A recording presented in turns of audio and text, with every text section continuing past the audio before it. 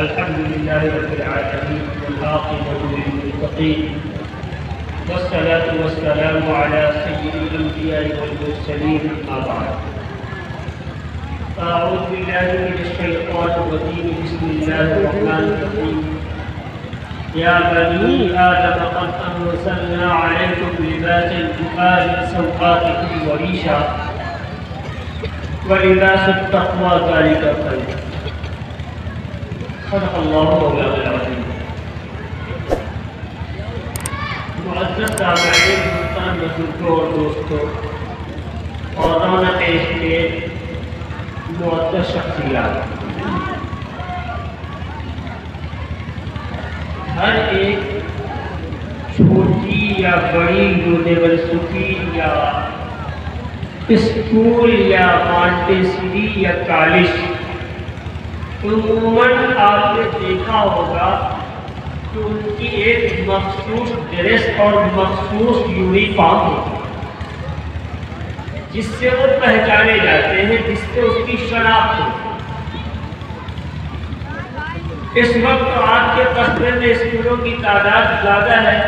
اگر چند مانٹیسریاں ہوتی تو ہر ایک بچے کا، ہر ایک پڑھنے والے اسٹوڈنٹ کا لباس دیکھ کر کے یہ بتایا جا سکتا تھا کہ یہ فلاں مانٹیسری میں پڑھتا ہے. صرف لباس دیکھ کر کے آپ بتائیں. کیوں؟ اس لیے کہ ہر ایک مانٹیسری دوسرے سے اپنا لباس، اپنا حلیہ، اپنا ڈریس الگ رکھتا ہے. ایک دوسرے کے ساتھ ملنا پسند نہیں. تھوڑا سا فرق تو نہ کرے لیکن فرق ہوتا ہے. بتائیں کبھی کبھی ایسا ہوتا ہے رنگ ایک ہے تو کوئی نہ کوئی ایسا فرق کر دیا جس سے امتیاز ہو جائے کہ یہ بچہ فلاں کالج کا اور یہ فلاں کالج کا. تو آپ اس بچے کو دیکھ کر کے اس کے کالج تک پہنچاتے ہیں کہ یہ فلاں کالج کا اسٹوڈنٹ ہو سکتا ہے. اچھا یہ بتائیے گا، ایک انگلش میڈیم اسکول میں پڑھنے والا بچہ اس کا یونیفارم بتا رہا ہے یہ فلاں کالج کا ہے. ہم مسلمان ہیں، ذرا بتائیے کیا ہمارا یونیفارم بتا سکتا ہے یہ محمد رسول اللہ کا غلام ہے؟ اگر ہم وہ ایک کالج کو پڑھنے والا کسی بازار میں ہو، مارکیٹ میں ہو، مسجد میں ہو، خلوت میں ہو، جلوت میں ہو، کہیں بھی کسی بھیڑ میں ہو، اس کا حلیہ بتا دے گا یہ فلاں اسکول کا پڑھنے والا ایک طالب علم. لیکن ہم مسلمان ہیں، ہم کسی بھیڑ میں ہو، جہاں ہم بھی ہو غیر بھی ہو، وہاں ہماری کون سی پہچان ہے کہ ایک دیکھنے والا بتا دے کہ اللہ کے رسول کا غلام ہے؟ ہمارے پاس کوئی یونیفارم ایسی؟ کیا ہمیں اللہ کے رسول نے آوارہ چھوڑ دیا انسان بنا کر کے؟ کیا ہمیں کوئی تہذیب نہیں دی؟ کیا ہمیں کوئی سلیقہ نہیں دیا؟ کیا ہمیں کوئی اپنی شناخت نہیں دی کہ جسے دیکھ کر کے ہم پہچانے جا سکتے؟ ہمارا لباس بتا دے گا یہ کوئی عام آدمی نہیں، یہ رسول اللہ کا دیوانہ ہے، یہ مدینے والے کا غلام ہے. ارے نہیں ہے کوئی ڈریس ہمارا، کوئی یونیفارم ہمارا نہیں ہے. کیا کوئی لباس شریعت نے ہمیں نہیں دیا؟ یہ عام جانوروں کی طرح آوارہ زندگی گزارنا ہمیں اسلام نے سکھایا؟ بالکل نہیں. اللہ نے ہمیں اشرف المخلوقات بنایا اور بنا کر کے واقعی ہماری اشرفیت نے چار چاند لگائے. جانور پرہنا گھومتے ہیں، کوئی تحقیق نہیں، کوئی لباس نہیں. انسان کو اللہ نے رہنے کا سلیقہ دیا. عام جانوروں کی طرح تم نہیں ہو، وہ پرہنا آوارہ کہیں بھی گھوم سکتے ہیں. تم لباس میں ملبوس رہ کر کے اپنی زندگی گزارو. اور لباس بھی کیسا ہو کہ نبی کا دیوانہ اپنے لباس سے ہی پہچان لیا. اللہ نے بطور تحدیث نعمت ارشاد فرمایا یا بنی آدم قد انزلنا علیکم لباسا یواری سوآتکم. کیا انسان ہم نے تمہیں لباس جیسی ایک قیمتی نعمت دی ہے؟ اور لباس جیسی قیمتی نعمت کس لیے دی؟ قرآن نے دو مقصد بیان کیے.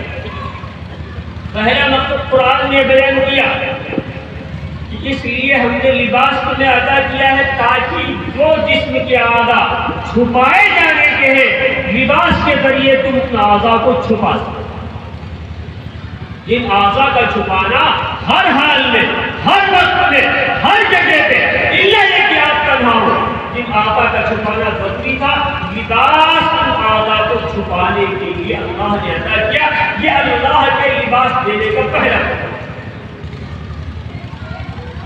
کیا ہے؟ یوہاری سوادی کو، تاکہ وہ آدھا جو مستور رہنے چاہیے، وہ آدھا جو چھپے رہنے چاہیے، کسی حال میں کھلنے نہ چاہیے، ان اعضاء کو تم چھپا سکو، اس لیے لباس کی۔ وہ کون سے اعضاء ہے جن کا چھپانا ہمارے لیے ضروری ہے؟ مردوں کے لیے ناک سے لے کر کے گھٹنوں کے نیچے تک جسم کا حصہ چھپانا ہر حال میں ضروری ہے۔ فرض ہم تو سمجھتے ہیں، کسی نے پوچھ لیا نماز کے فرائض کیا ہے، ہم نے بتا دیا سر کا چھپانا ایک فرض ہے۔ نماز کا فرض نہیں ہے، وہ ایک مسلمان کا فرض ہے۔ نماز میں تو سب کوشش ضروری ہے ہی، نماز کے علاوہ ایک مسلمان کا فرض ہے کہ کسی بھی حال میں ناک سے لے کر کے اگر مرد ہے تو گھٹنے تک کے لیے اس کا حصہ چھپانا ہر حال میں فرض ہے۔ خلوت میں ہو، اکیلا ہو، کوئی دیکھ نہیں رہا، یہ صورت مستثنیٰ ہے، لیکن کسی کے سامنے گھٹنے سے اوپر کا حصہ کھل جائے نہیں، حرام ہے۔ لیکن ہم اس میں کتنے محتاط ہیں؟ کیا ہم گھٹنے اپنے کھلے ہوئے ہو اس حال میں ہم اپنے گھر سے باہر نہیں نکل لیتے؟ ارے نکلتے ہی نہیں نکل لیتے ہیں۔ ایک انٹرویئر میں ایک فیشن چڈا پہن کر اس کے گھٹنے اوپر کھلے رہتے ہیں، کچھ کے بند نہیں ہوتے، اسی میں وہ مارکیٹ تک کہیں بھی چلے آتے ہیں۔ یہ نبی کے دیوانے ہیں۔ ارے نبی کا دیوانہ اور عاشق کہنا عاشق نبی کی توہین ہے۔ اگر ان بڑھے نہ رہنے والوں کو عاشق نبی کا کہا جائے، ایک مسلمان ہو کر کے گھٹنے کھلے مارکیٹ میں چکر لگا رہا ہے، اس کو اوپر مسلمان کا درد بولنا، درد مسلمان کی توہین۔ کیا مسلمان کی شان یہی ہے کہ وہ رات چھوڑ کر کے جا کر کے مارکیٹ کی تفریح کرے؟ ارے جس جسم کے حصے کا چھپانا گھر میں رہتے ہوئے اپنی ماں بہن اپنے بھائیوں کے سامنے جس کا چھپانا پڑا تھا، وہ برسر عام مارکیٹ میں گھوم رہا ہے اور اس کے جسم کا یہ حصہ کھلا ہوا ہے۔ افسوس سب افسوس کہتے ہیں مسلمان، جبکہ فقہا نے لکھا ہے کہ اگر کوئی شخص موجود ہے تمہارے علاوہ بھی اور تمہیں استنجے کی ضرورت ہے، کوئی عمارت نہیں بنی ہے، کوئی استنجے کے لیے آگے میدان ہے اور تمہارے سامنے کوئی تمہارا ساتھی بھی ہے، تمہیں استنجا کرنے کی ضرورت پیش آئے، تو بغیر کشف عورت کے، بغیر گھٹنے کھولے ہوئے تم استنجا کرنے کے لیے کوئی تدبیر کرو کہ تمہارے گھٹنوں پر کسی کی نظر نہ آئے، تو استنجا کرنا اہم ضرورت ہے۔ اس کے لیے بھی فقہا نے لکھا ہے کہ تدبیر اختیار کی جائے ایسی کہ تمہارے گھٹنوں سے اوپر کے حصے پر کسی اور کی نظر نہ آئے۔ یہاں تو آپ بھی دیکھتے ہوں گے، ہم بھی دیکھتے ہیں کہ باہر روڈ پہ ٹینکی لگی، صبح نگر پالیکا سے پانی آ رہا ہے اور ہمارا بیچارہ ایک مسلمان نبی کا دیوانہ اپنے آپ کو کہنے والا انڈر ویئر پہن کے روڈ کی ٹنکی پہ اس نے کرنا، اور گھر میں خود ہے، بہن ہے، ماں ہے، بھائی ہے، کیا جائز ہے کہ ہماری ران ہمارے بالغ ہونے کے بعد ہماری ماں یا ہماری بہن دیکھے؟ لیکن کیا بتائیے کیا ایسا ہو رہا ہے؟ اس میں احتیاط برتی جا رہی ہے کہ ہماری رانوں پر ہمارے سگی بہن کی نظر نہیں پڑتی۔ کر لیتے ہیں میدان میں، ماں بھی دیکھ رہی، بہن بھی دیکھ رہی، بیٹی بھی ہماری موجود ہے، کیا ہماری بیٹیوں کے لیے ہمارے سب کو دیکھنا جائز ہے؟ لیکن تم کتنی احتیاط کرتے ہیں؟ کیا واقعی ہم احتیاط کرتے ہیں کہ ہمارے بھائیوں کے سامنے، ہماری بہنوں کے سامنے، ہماری ماں کے سامنے، ہماری بیٹیوں کے سامنے ہمارا جسم کا یہ حصہ ہمارے اندر کھلے؟ اگر احتیاط نہیں کرتے ہیں یہ نہ جانیے گا یہ کوئی جرم نہیں ہے، یہ آپ فرض چھوڑ رہے ہیں، یہ فرض ہے مسلمان کے دل میں اس چیز کا چھپانا، اور بولنا اس کا حرام ہے۔ یہ نہیں کہ چلو کوئی ایسے کسی کی نظر پڑ گئی، کوئی اتنا بڑا گناہ نہیں، گناہ نہیں، آپ نے حرام جان دیا، یہ حرام ہے۔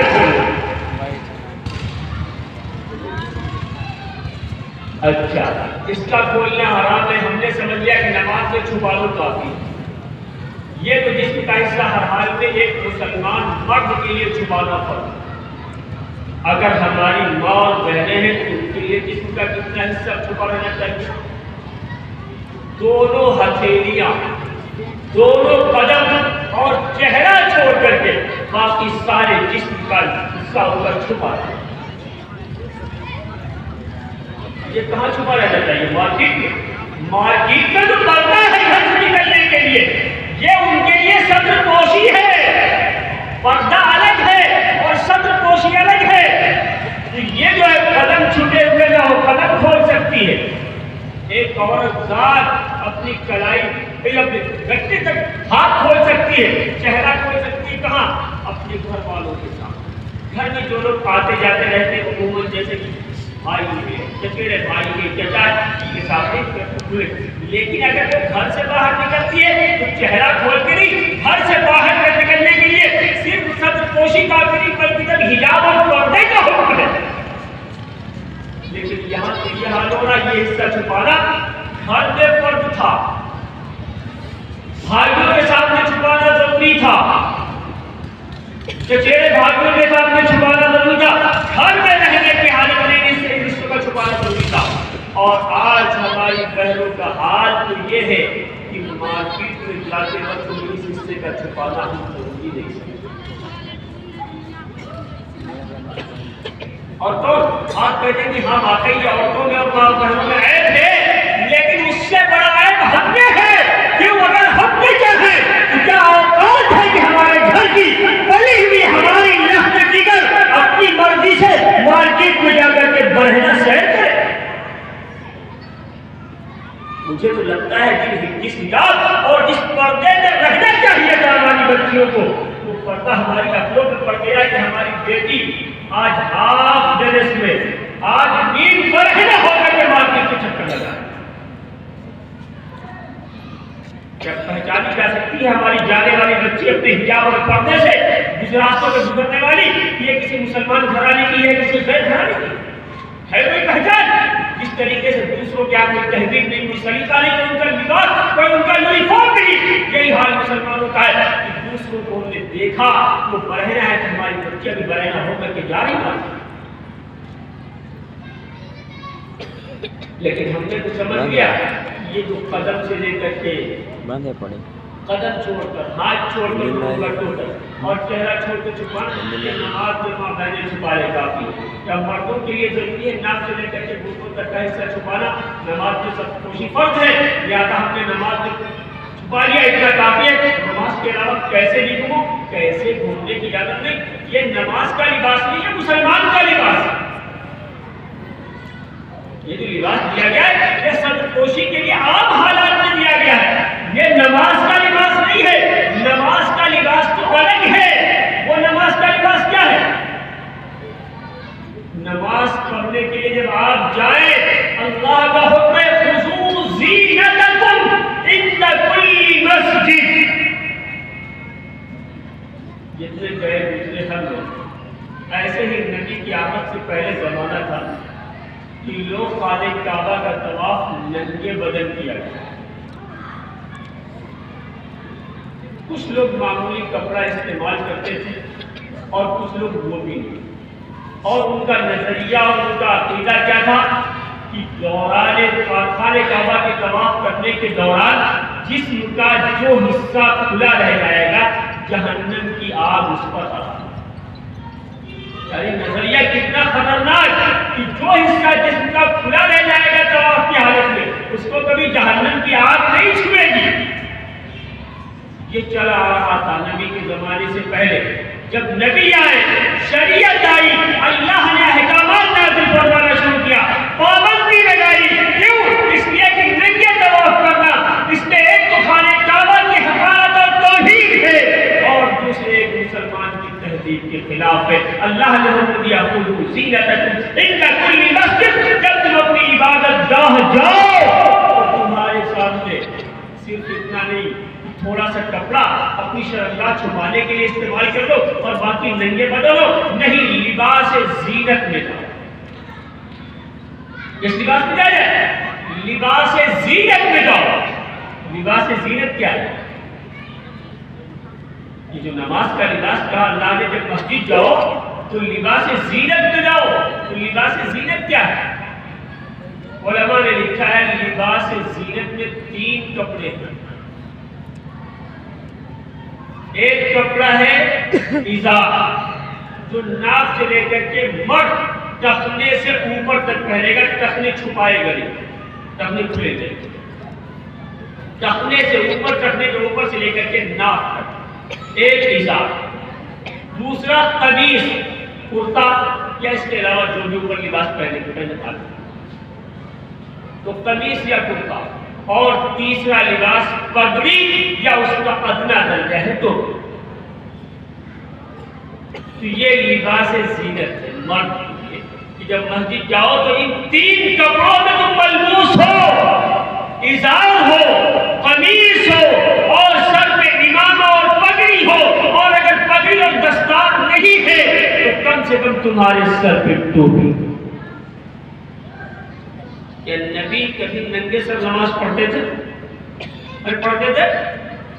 بعض سردے آ جاتے ہیں ننگے سر نماز پڑھنے کے لیے، دلیل بھی کہ ٹوپی لگانا فرض نہیں، بلا شبہ فرض نہیں. نماز تو تم اگر اس میں میسر نہ ہو تو برہنہ نماز کسی کمرے میں اکیلے پڑھ لو، جا کے نماز ہو جائے گی. ہونا الگ چیز ہے، لیکن اللہ کا حکم کیا ہے؟ خصوصی ہے کہ تم مسجد، جب تم مسجد جاؤ تو لباس زینت میں، لباس زینت کی وضاحت میں کیا کرتے ہیں؟ ایک ازار، ایک قمیص اور ایک سر پہ دستار جو نبی رکھا کرتے تھے. اور اگر دستار نہ ہو تو کم سے کم اتنا درجہ یہ ہے کہ سر پہ ٹوپی لگی. تو ان تین کپڑوں میں جانا ہے. یہی تین کپڑے مرد کے لیے لباس زینت ہے، ماں اور بہنوں کے لیے بھی تین ہی کپڑے لباس زینت ہے. تھوڑا سا فرق ہو جائے گا کہ ہمارے یہاں ازار، قمیص اور ٹوپی ہے، ماں اور بہنوں کے لیے ازار، قمیص اور تیسرا کپڑا اس کی ہوگا. تین کپڑے مردوں کے لیے بھی لباس زینت ہے اور تین کپڑے ماں اور بہنوں کے لیے بھی لباس زینت ہے. اس لباس کا حکم ہے کہ جب تم عبادت کے لیے کھڑے ہو تو اس لباس میں. تو معلوم ہوا گھٹنے تک چھپانا ایک مرد کے لیے یہ نماز کا لباس نہیں ہے، یہ عام حالات کا لباس ہے. نماز کے لیے تو حکم یہ ہے کہ ایسا لباس ہو جو زیب و زینت، جس میں خوبصورت بھی لگے. بھائی آدمی اگر برہنہ بدن ہو تو زیادہ خوبصورت لگتا ہے، یا اگر کپڑے پہنے ہوئے تو خوبصورت لگتا ہے. لباس میں ملبوس آدمی اچھا لگتا ہے اور برہنہ آدمی اچھا نہیں لگتا. اسی لیے جو لباس کا دوسرا مقصد قرآن نے بیان کیا وہ کیا بیان کیا؟ یواری سوادکم وریشا. ریش کے معنی آتے ہیں پر کے. پرندے کے جو پر ہوتے ہیں، پرندے کے پروں کو کہا جاتا ہے ریش. لیکن پرندہ اپنے پروں ہی سے تو خوبصورت لگتا ہے. اگر پرندے کے پر صاف کر دیے جائیں تو پرندے کی خوبصورتی بڑھتی ہے یا بالکل چلی جاتی ہے؟ بس کتنا خوبصورت پرندہ آپ لے کے آئیے، اس کے پر صاف کر دیجئے، پرندہ خوبصورت لگے گا؟ تو پرندہ جس طریقے سے پروں سے اپنے خوبصورت لگتا ہے، ایسے ہی اللہ کی کیا فرمایا؟ وریشا. اور ہم نے تمہیں لباس اس لیے دیا تاکہ تم صدرپوشی کر سکو. وریشا. اور تم اس کے ذریعے زینت حاصل کر سکو، تم اس کے ذریعے خوبصورت لگ سکو. تو جس میں خوبصورت لگو یہ ہے لباس زینت. تو وہ جو ہے گھٹنے تک چھپانا یہ لباس نماز کا نہیں ہے، یہ عام حالات کا لباس ہے. کہیں اگر ہمارے ساتھ کوئی اور ہے تو اس کے سامنے ہمیں گھٹنے کھولنے چاہیے. مرد کے لیے ہتھیلیاں قدم اور چہرہ چھوڑ کر کھولنا جائز نہیں. یہ عام حالات کی بات ہے نماز کی بات. لہذا احتیاط کرتے ہیں کہ کہیں برہنہ ہو کر کے لوگوں کے سامنے گھر میں ہو یا باہر اس نے کرنا شروع کر دیا جبکہ ہمارے گھٹنے اور ران کھلی تھی. یہ کوئی آپ کو کوئی چھوٹا موٹا گناہ نہیں، ناجائز ہے بالکل کھولنا. اس طرح میدان میں کھلے عام کچھ نہیں کرنا، چاہے گھر میں ہو لوگوں کے سامنے اور چاہے باہر ہو. اگر سطر ہمارا چھپا ہوا ہے تو ٹھیک ہے، اور اگر یہ ناف سے لے کر کے گھٹنے تک کا حصہ کھلا ہوا ہے تو اگر آپ غسل خانے میں اکیلے ہیں، غسل خانے کے اندر ہے تو آپ جیسے چاہیں آپ کی مرضی، کیونکہ وہاں کسی اور کی نظر پڑنے والی نہیں. لیکن اگر کسی اور کی نظروں کے سامنے آپ غسل کر رہے تو غسل کی حالت میں کھلنا چاہیے. خدا کا احتیاط کیجیے. اللہ نے ہمیں باوقار زندگی دی ہے, اللہ نے ہمیں تہذیب دی ہے, مسلمان ایک سلیقہ اللہ نے دیا ہے, رہنے کا ڈھنگ سکھایا ہے. تو کس طریقے سے ایک مسلمان کی زندگی گزرنی چاہیے, اس طریقے پر اپنی زندگی گزرے.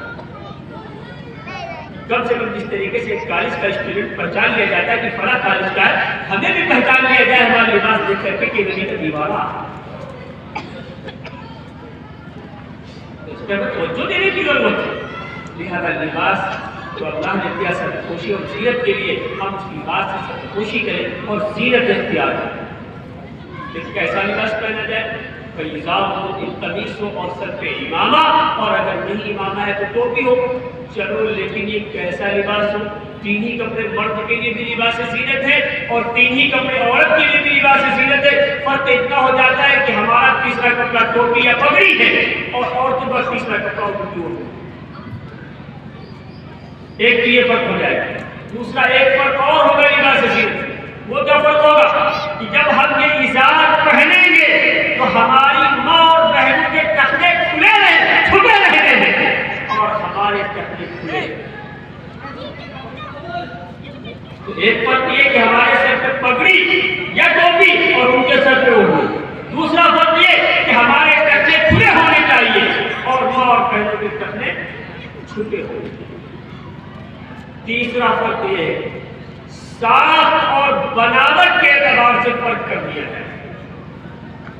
ساخت اور بناوٹ میں کیا مطلب؟ جس طرح کے جس بناوٹ کے کپڑے مرد استعمال کرتے ہیں اس بناوٹ کے کپڑے ماں اور بہنوں کا استعمال نہ کرایا جائے, یا جس طرح کے کپڑے ماں اور بہنیں استعمال کرتی ہیں اس طرح کے کپڑے ہم استعمال نہ کریں.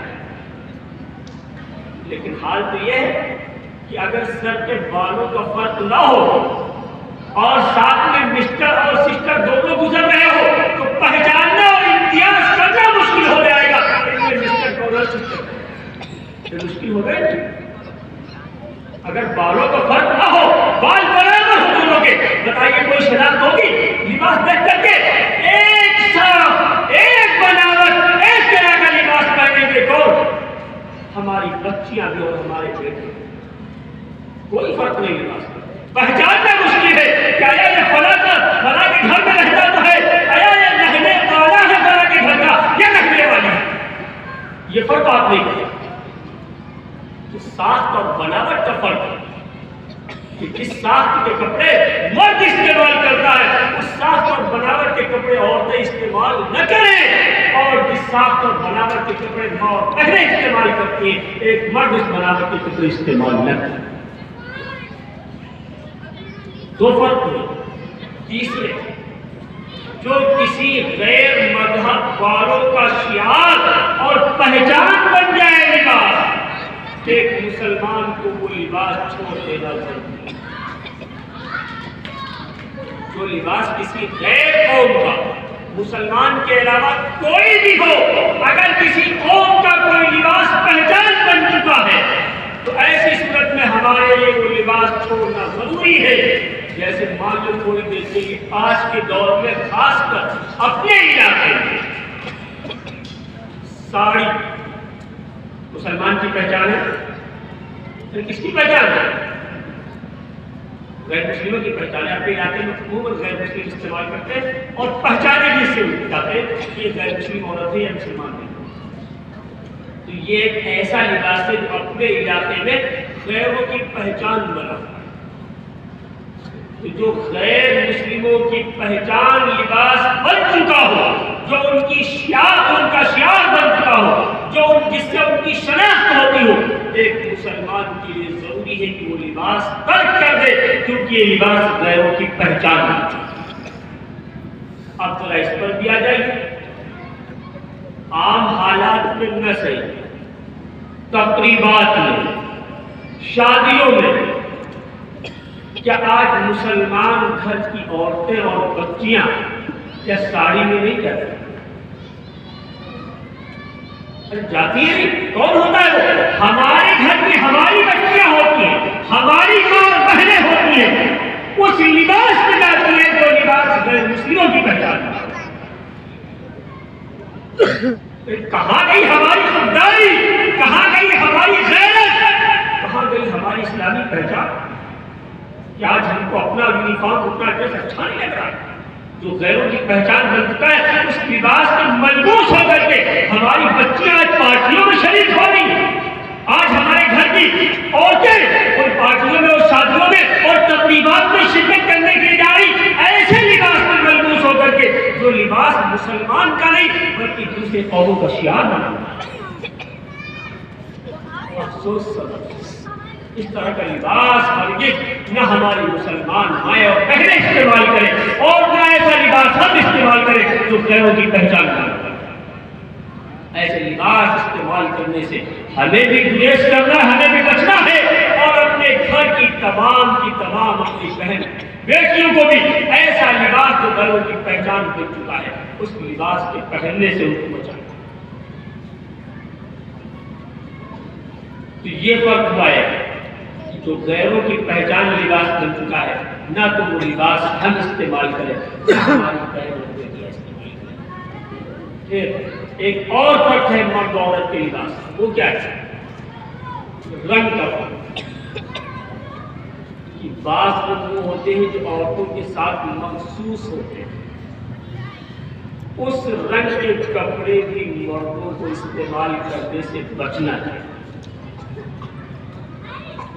تو متعین ہے پھول بوٹے والے، کڑھائی والے یا ڈیزائن والے کپڑے، یہ عموماً کس کے لیے خاص ہے؟ پہچان بنا ہوا یہ لباس عورتوں کے لیے، لہذا اس طرح کے جو رنگ یا جو ڈیزائن ہے عورتوں کے لیے مخصوص ہے، مرد اس طرح کے کپڑے پہننے سے اپنے آپ، اس لیے کہ حدیث میں منع فرمایا گیا ہے، اللہ کے رسول نے فرمایا ان عورتوں پر اللہ لعنت فرماتا ہے جو لباس میں عورتوں پر اللہ لعنت فرماتا ہے جو لباس میں اور مردوں کی مشابہت اختیار کرتی ہے، اور اللہ ان مردوں پہ لعنت فرماتا ہے جو مرد عورتوں کی مشابہت لباس کرتے ہیں۔ لہذا جو ہماری پہچان بن جائے لباس، مرد اس سے بچے، عورتیں اس سے بچے، اور جو لباس عورتوں کی پہچان بن جائے عورتوں کے ساتھ مخصوص ہو، مرد اس کے پہننے سے۔ اس طرح کے فرق ہے۔ لباس زینت کے تین کپڑے ہمارے لیے بھی ان کے لیے بھی، لیکن جو فرق بیان کیے ان فرقوں کو ضرور ملحوظ رکھا جائے گا۔ پھر اس کے بعد اللہ نے ارشاد فرمایا لیکن ذات کی وضاحت نہیں ہے۔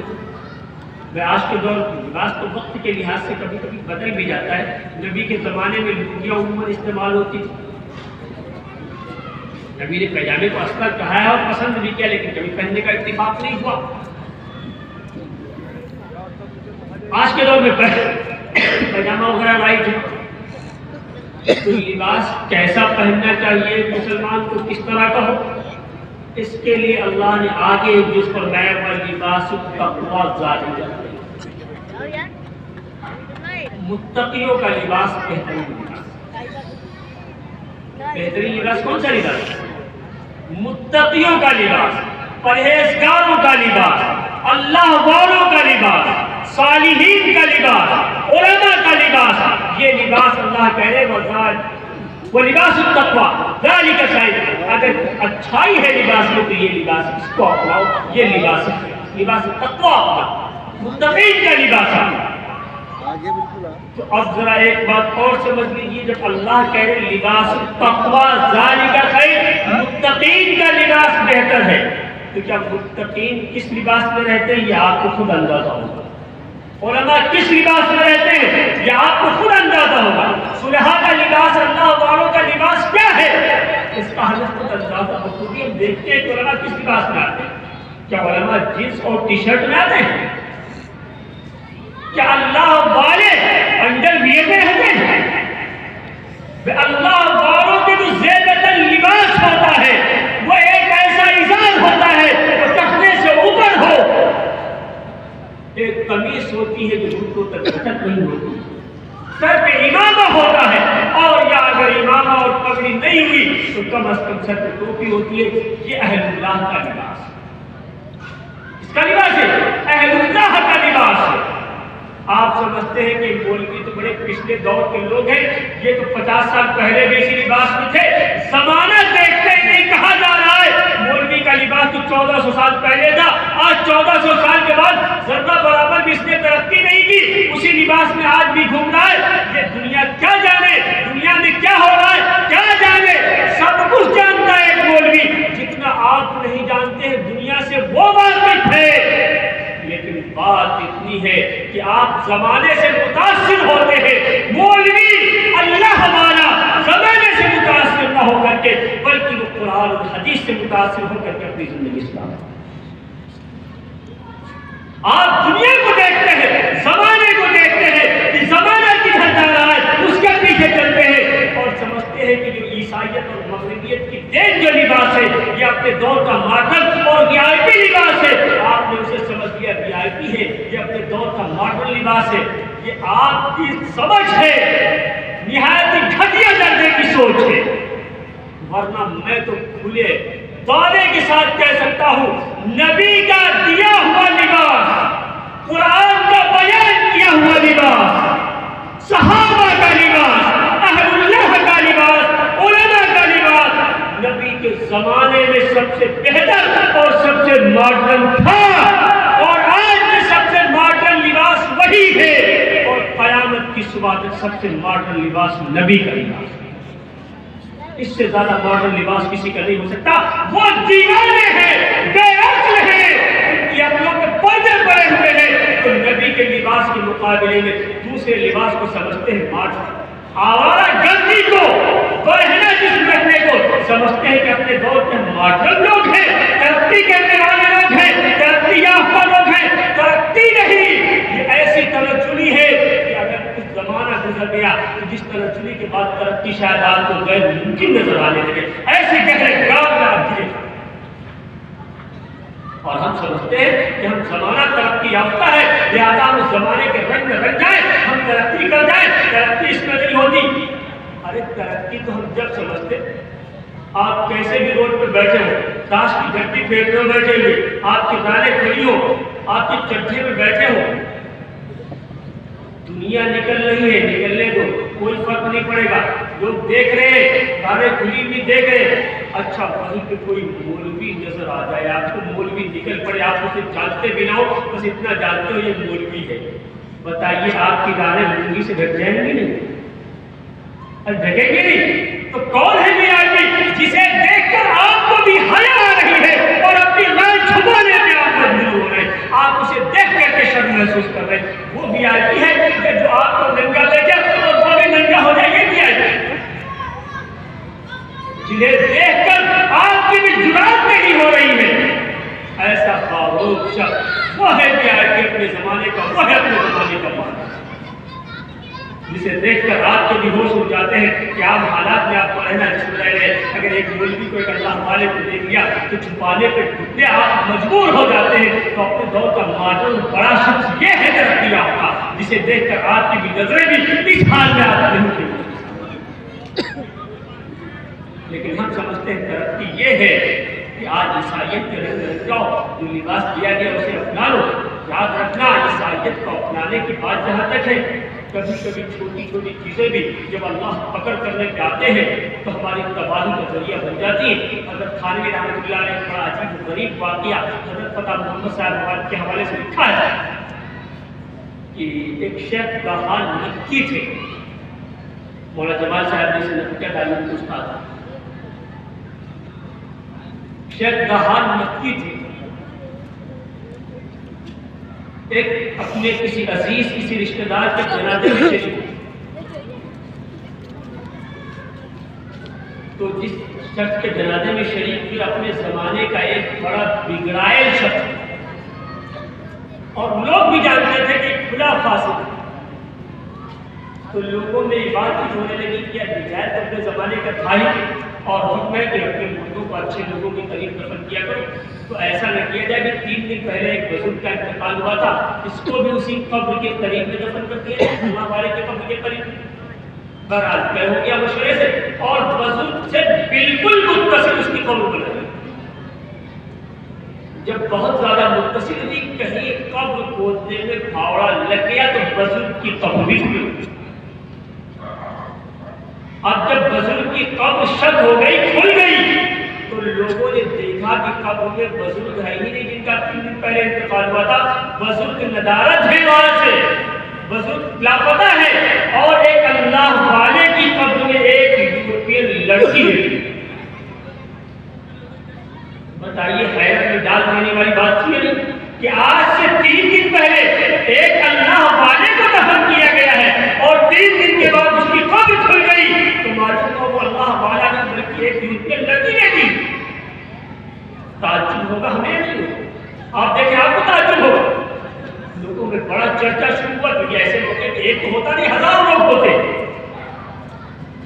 تو کہا آخر کیسا ہوا؟ شیخ دہان مکی فرماتے ہیں میں اس جنازے میں شریک تھا، میں وہاں آگے بڑھا تو میں نے اس لڑکی کو پہچان لیا کہ یہ وہ لڑکی ہے جو اپنے ماں باپ سے چھپ کر کے مسلمان ہو گئی تھی اور میرے پاس کچھ دینی کتابیں پڑھنے آتی تھی۔ یہ عیسائی لڑکی تھی، مسلمان ہو چکی تھی، اللہ نے اسے اس کے اسلام کے بدلے مسلمانوں کے قبرستان میں منتقل کر دیا۔ لوگوں نے کہا چل یہ تو اس کی مقبولیت کی بات ہے کہ چھوٹی مسلمان ہوئی تھی، اس کا اسلام لانا اللہ کو پسند آیا، اللہ نے اسے عیسائیوں کے قبرستان میں دفن کی گئی تھی اور منتقل کر دیا مسلمانوں کے قبرستان میں۔ اب وہاں چونکہ ایک آدمی تو کوئی تھا نہیں، ایسے موقع پہ سینکڑوں لوگ موجود تھے، کسی نے کہا تو آخر وہ لڑکی کی مقبولیت کی بات سمجھ میں آتی ہے، لیکن جو بزرگ 3 دن پہلے دفن ہوئے تھے وہ کہاں؟ تو کسی نے کہا ایسا تو نہیں ہے کہ بزرگ عیسائی لڑکی کی قبر میں منتقل کر دیے گئے ہوں۔ ہوتے کرتے جب بات آگے بڑھی تو اس عیسائی لڑکی کے ماں باپ سے اجازت لے کر کے عیسائی لڑکی کی قبر بھی کھودی۔ اتفاق ایسا بزرگ اس قبر میں موجود، معمولی بات نہیں ہے، بزرگ موجود ملے تو لوگوں نے کہا بھائی بزرگ واقعی اللہ والے آدمی تھے، راتوں میں نفلیں پڑھتے تھے، رات میں رونے والے آدمی تھے، دن کے اکثر ایام، مہینے کے اکثر ایام روزے کی حالت میں گزارا کرتے تھے، لقیات سے اجتناب کرنے والے تھے۔ تو لوگوں نے کہا ہم نے ان سے زیادہ نیک اور احکامات شرع کا پابند کوئی دوسرا نہیں دیکھا۔ کسی نے کہا پھر یہ حال ہے، چلو ہو سکتا ہے کوئی کا ایسا عمل جو اللہ کو ناپسند آتا ہو، شوہر کی سب سے بڑی رازدار تو اس کی بیوی ہوتی ہے، چلو ان کی خیریت ان کی بیوی سے معلوم ہے۔ بیوی کے پاس لوگ گئے، کہا کیا کوئی ان کا ایسا عمل تھا جو شریعت کے خلاف ہو جس کی وجہ سے انہیں عیسائیوں کو قبرستان میں منتقل کیا گیا؟ بیوی نے بھی کہا اپنی زندگی کا معائنہ کیا جتنا ساتھ گزارا تھا، کہا مجھے نہیں یاد آ رہا ہے کہ میں نے اپنے شوہر نامدار سے زیادہ کسی کو نہیں دیکھا۔ میری آنکھوں نے اپنے شوہر سے زیادہ پابند کسی کو دیکھا ہی نہیں، بستر چھوڑ کے رات رات کھڑے رہ کر کے اللہ کی یاد میں آنسو بہانے والا میرا شوہر۔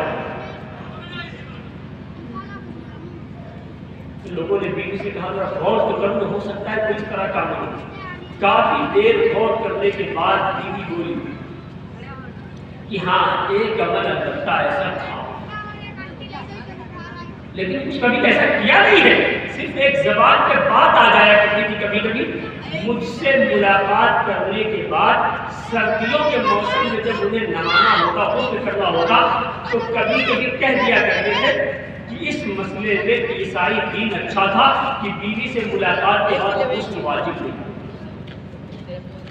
حالانکہ کبھی ایسا ہوا نہیں کہ انہوں نے کیا نہ ہو، لیکن خود کرتے ہمیشہ تھے، لیکن سردی میں یہ کہہ دیا کرتے تھے کہ اس معاملے میں عیسائی مذہب اچھا تھا، ان کے یہاں غسل واجب نہیں ہوتا۔ لوگ کہنے لگے کوئی بات نہیں، بس یہی وجہ ہے کہ انہوں نے عیسائیت کی ایک چیز پسند کی، اللہ نے انہیں وہاں منتقل کر دیا۔ اسلام پسند لڑکی کو اللہ نے مسلمانوں کے قبرستان میں منتقل کر دیا، اور عیسائیت کی ایک بات پسند کرنے والے کو اللہ نے مسلمانوں کے قبرستان میں منتقل کر دیا۔ اب بتائیے قیامت آئے گی، اس بزرگ کا حشر کہاں سے؟ کس کے ساتھ میں اٹھے گا؟ مسلمانوں کے ساتھ اٹھے گا یا عیسائیوں کے ساتھ؟ کس کے ساتھ اٹھے گا؟ کون؟ ایک وہ شخص جس کو علاقے نے تہجد کا پابند پایا تھا، ایک وہ شخص جسے لوگوں نے راتوں کو رونے والا پایا تھا، بستر چھوڑ کر جسے قیام کرنے والا پایا تھا، دن میں روزہ پایا تھا، اعمال کی بھرمار تھی اس بندے خدا کے پاس، لیکن انجام کیا ہوا؟ عیسائی کو پسند ہونے۔ ہمارے پاس کتنے اعمال؟ وہ تو اکثر ایام روزے کی حالت میں گزارا کرتے، اکثر راتیں ان کی بستر سے ہٹ کر کے اللہ کے راستے، اللہ کے لیے روتے نہیں گزرتے تھے۔ ہمیں تو ایک رات بھی توفیق نہیں ہوتی، تو ہمارے پاس کیا ہے؟ آج ہمیں تو مغربیت کی دیر پسند ہے، لباس ان کا اچھا لگتا ہے، تہذیب ان کی اچھی لگتی ہے، سب کچھ ان کا اچھا لگتا ہے۔ بتائیے اگر کہیں اللہ نے ہمارا انجام نہیں کر دیا تو ہمارا حشر؟ تو خدا را غیروں کو آپ معذور نہ سمجھیں۔ اسلامی لباس، اسلامی تہذیب، اسلامی طریقہ، اسلامی تمدن، یہ ہر زمانے میں سب سے زیادہ VIP رہا ہے، اور صحابہ نے اس کو سب سے ماڈرن سمجھا۔ حضرت حذیفہ بن یمان رضی اللہ تعالیٰ عنہ کے بارے میں آتا ہے، شاہی دسترخوان پہ بیٹھے کھانا کھا رہے تھے، شاہی دسترخوان تھا۔ کبھی ایسا بھی ہوتا ہے کہ ایک آدمی پابند ہے، آداب کا خیال کرنے والا ہے، کھانے بیٹھتا ہے، سنتوں کی رعایت کرتے ہوئے کھاتا ہے، کبھی کسی رئیس کے دسترخوان پر بیٹھا ہوتا ہے تو تھوڑا ڈھنگ کو اپنا بدل لیتا ہے۔ کیوں؟ اس لیے کہ ایک چودھری کے دسترخوان پہ تو وہاں دسترخوان پہ گرے ہوئے چاول کو سمیٹے گا، حالانکہ گھر میں اٹھا لیتا ہے، لیکن وہاں سمجھتا ہے کیا توہین ہوگی۔ ان کے ہاتھ سے اتفاقاً لقمہ زمین پہ گیا اور لقمہ اٹھا کر کے کھا لیا، تو کسی نے کہا کہ آپ کو پتہ نہیں آپ شاہی دسترخوان پہ بیٹھے، یہ لوگ کیا سمجھیں گے؟ کیا یہ فاقہ کش ہے اور بھوکمرا ہے جو دسترخوان پہ گرا ہوا لقمہ اٹھا کے کھا رہا ہے؟ کہا یہ جو سمجھیں گے سمجھنے دو، اترک سنت حبیبی لہذه الحمقاء، کیا میں ان بے وقوفوں کی وجہ سے اپنے پیارے محبوب کی سنت چھوڑ دوں؟ تو نبی کا طریقہ سب سے زیادہ ماڈرن ہے، وہ طریقہ اپنا، نبی کا لباس سب سے اچھا لباس ہے، وہ لباس اپناؤ، جو طریقہ، جو سریقہ، جو تہذیب، جو لباس، جو تمدن ہمارے آقا دے کر کے گئے، اس سے زیادہ VIP کوئی لباس، کوئی طریقہ، کوئی تہذیب نہیں ہو سکتی ہے۔ لہذا ایک نبی کے دیوانے کو، اپنے آپ کو مسلمان کہلانے والے کو چاہیے کہ اپنے آپ کو مکمل نبی کی غلامی میں ایسا دے دے، ایسا دے دے، وہ حکم دے تو قیام ہے، وہ حکم دے تو خلود ہے، وہ حکم دے تو قیام ہے، وہ حکم دے تو قعود ہے، بغیر اتنے بات کے نہ قیام ہے نہ قعود ہے۔ ایسے اپنے آپ کو نبی کی غلامی میں دے دے، یہی مطلوب ہے اور یہی ہمارا طریقہ۔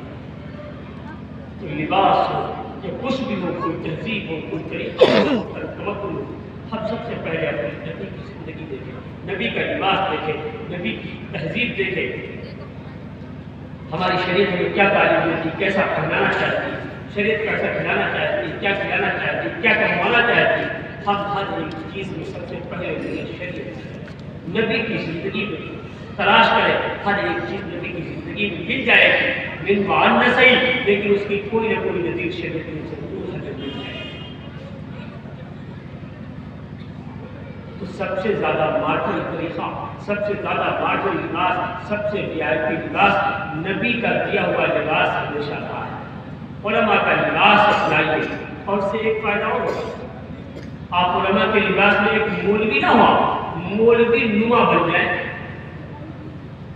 مولوی نہ بنے بلکہ مولوی نما بن جائے۔ کیا مطلب؟ دیکھنے میں آپ کو کوئی دیکھے تو ایسا محسوس کرے کہ آپ مولانا صاحب۔ کیا اس لباس میں اگر آپ سنیما دیکھنے جانا چاہیں تو جا سکتے ہیں؟ ہے عالم نہیں، صرف آپ نے مولویوں جیسی اپنی وضع قدم بنا رکھی ہے، آپ کو یہ کھلے عام گناہ کرنے سے علماء کے لباس میں آگے دیکھیں، پھر دیکھیں آپ پہنچ جائیں گے آپ کی قیمت پہ پہنچ سکتے ہیں آپ؟